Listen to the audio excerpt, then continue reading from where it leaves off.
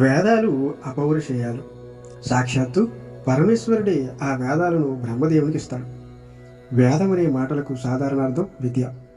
వేదంలో పర అపర అనే రెండు రకాల విద్యలు ఉంటాయి. వేదాలలో రెండు కాండాలు ఉంటాయి. అవి ఒకటి జ్ఞానకాండ, రెండవది కర్మకాండ. కర్మకాండ అనేది అపరా విద్య.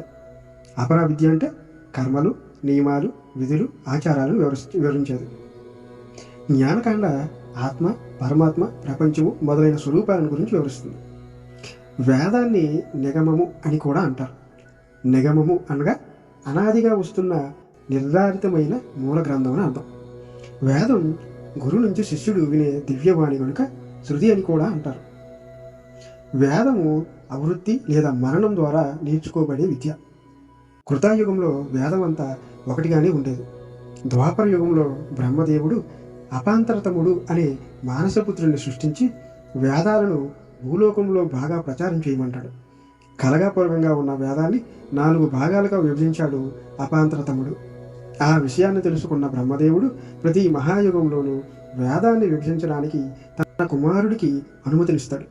ఆ ప్రకారంగానే ప్రతి మహాయుగంలోనూ వేదం విభజించబడుతూనే వస్తుంది. వేదాలను విభజించిన వ్యక్తినే వేదవ్యాసుడు అంటారు. ప్రస్తుతం 28వ మహాయుగం జరుగుతుంది. ఈ మహాయుగంలో కృష్ణద్వైపాయనుడు వేదాలను విభజించి వేదవ్యాసుడు అయ్యాడు. రాబోయే మహాయుగంలో ద్రోణాచార్యుని కుమారుడు అశ్వత్థామ వేదవ్యాసుడు అవుతాడు. వ్యాసుడు వేదాన్ని 4 భాగాలుగా విభజించాడు. అవి ఋగ్వేదము, యజుర్వేదము, సామవేదము, అథర్వణ వేదము. వేదాలలో ముఖ్యమైనది ఋగ్వేదము. దీనిలో 1028 దేవతా స్థుతులు ఉంటాయి. ఈ స్తోత్రాలన్నీ 10 మండలాలుగా ఉంటాయి. తత్వ అలౌకిక విషయాలను వివరించడం వలన 10వ మండలం విశేషమైన ఆసక్తిగా ఉంటుంది. యజుర్వేదము 2 భాగాలు. ఒకటి కృష్ణ యజుర్వేదము, రెండవది శుక్ల యజుర్వేదము. శుక్ల యజుర్వేదము 40 అధ్యాయాల గల గ్రంథం. యజ్ఞాలకు సంబంధించిన విషయాలు ఇందులో క్రమబద్ధంగా ఉంటాయి. ప్రఖ్యాతమైన శతపథ బ్రాహ్మణము ఈ వేదానికి సంబంధించినది. సామవేదంలోని 75 మంత్రాలు తప్ప మిగిలినవన్నీ ఋగ్వేదంలోని 8, 9 మండలాల నుంచే తీసుకోబడ్డాయి. సామవేదానికి అరణ్యకాలు ఉండవు.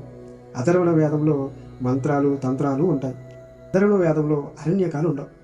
వేదవ్యాసుడు వేద విభజన చేసిన తర్వాత అతని 4 శిష్యులైన పైలుడు, జైమిని, వైశంపాయనుడు, సుమంతుడు వేదాలను బోధించారు.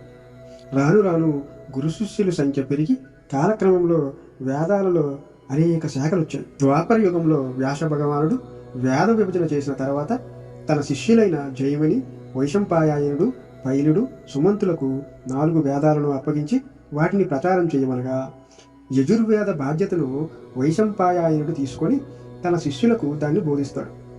వైశంపాయనుడి శిష్యులలో యజ్ఞవల్కుడు అనేవాడు ఉంటాడు. ఈ వేదాలన్నీ అతను క్షుణ్ణంగా అభ్యసిస్తాడు. ఆ కాలంలో ఒకరోజు మేరు పర్వతం మీద దేశంలోని మహర్షులందరూ సభను ఏర్పాటు చేసుకొని దానికి ఋషులందరూ తప్పక రావాలని ఆంక్ష విధించారు. ఎవరైతే రాకపోతారో వారికి బ్రహ్మహత్యా పాతకం చుట్టుకుంటుందని తీర్మానించారు. అనుకున్న ప్రకారం సభ ప్రారంభమైన కారణకాంతాల వలన దానికి వైశంపాయనుడు రాలేకపోతాడు. ఆ కారణంగా ఋషుల తీర్మానం ప్రకారం అతడికి బ్రహ్మహత్యా పాతకం చుట్టుకుంటుంది. ఆ పాపం నుంచి నిష్కృతి కావాలంటే తపస్సు చేసి దారిపోయాలి. ఆ కారణంగా వైశంపాయనుడి మిగిలిన శిష్యులందరూ గురువుగారి కోసం తపస్సు చేస్తున్నారు. ఆ సమయంలో వైశంపాయనుడి శిష్యుడు యజ్ఞవల్కుడు తన గురువుగారి దగ్గరికి వస్తాడు. అక్కడ తపస్సు చేస్తున్న వారిని చూసి ఎగతాళి చేస్తాడు. దానికి ఆగ్రహించిన వైశంపాయనుడు యజ్ఞవల్కుడు నేర్చుకున్న వేద విద్యనంతా వదిలివేయమని ఆజ్ఞాపించగా యజ్ఞవల్కుడు వైశంపాయనుడు చెప్పిన వేద విద్యనంతా కక్కివేస్తాడు. ఆ వేద భాగమే కృష్ణ యజుర్వేదం అయ్యింది. వేదాన్ని వదిలేసిన యజ్ఞవల్కుడు సూర్యభగవాను ఆరాధించి ఆయన దగ్గర వేద విద్యను అభ్యసించాడు. ఆ భాగమే శుక్ల యజుర్వేదం అయ్యింది. ప్రత్యక్షంగా కానీ పరోక్షంగా కానీ ఐహిక సంపత్తిని, మోక్షాన్ని సంపాదించి పెట్టేవి యజ్ఞాలు. యజ్ఞ నిర్వహణ చాలా కష్టంతో కూడుకుంటుంది. దీనిని చాలా జాగ్రత్తగా పూర్తి చేయడమే వేదాల యొక్క ప్రయోజనం. యజ్ఞ నిర్వహణకు 4 పురోహితులు ఉంటారు. ఋగ్వేదంలోని స్తోత్రాలను క్రమంగా పఠించే వాడిని హోత అంటారు. యజుర్వేదంలో చెప్పిన విధంగా యజ్ఞకర్మలను యథావిధిగా నిర్వహించేవాడిని అధ్వర్యుడు అంటారు. సామగీతాలను గానం చేసేవాడిని ఉద్ఘాత అంటారు. అధర్వణ వేద పండితుణ్ణి బ్రహ్మ అంటారు.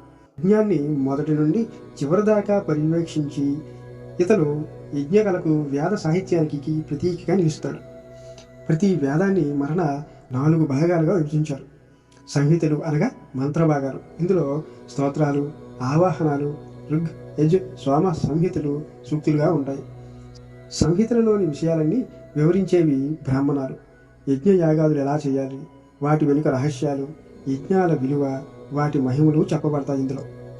అరణ్యకాలు బ్రాహ్మణాలకు ఉపనిషత్తులకు మధ్య స్థాయిలో ఉంటాయి. ఇవి కూడా బ్రాహ్మణాల లాగానే కర్మ విధులను ప్రతిపాదిస్తాయి. అరణ్యకాలు కర్మల వెనుక ఉన్న నిగూఢమైన తత్వాల మీద ధ్యానానికి ప్రాఖ్యాన్ని ఇస్తాయి. ఏకాంతవాసం స్వీకరించిన వారు, అరణ్యాలలో నివసించే వారి కోసం ఇవి ఉద్దేశించబడ్డాయి. అరణ్యకాలకు ఉపనిషత్తులకు మధ్య తేడా ఉండదు. విజయనగర సామ్రాజ్య స్థాపన చేసిన మాధవ విద్యారణ్యులు వేదాలకు భాష్యం రాసి వేద సాహిత్యానికి విశేషమైన కృషి చేశారు.